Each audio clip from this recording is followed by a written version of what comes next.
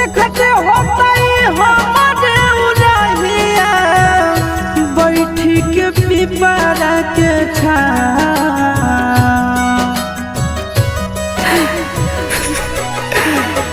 देखते होतई हमारे उड़हिया बैठी के पिपरा के छाँव।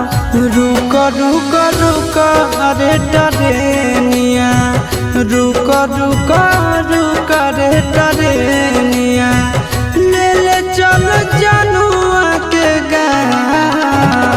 रुक रुक रुक रे टरेनिया।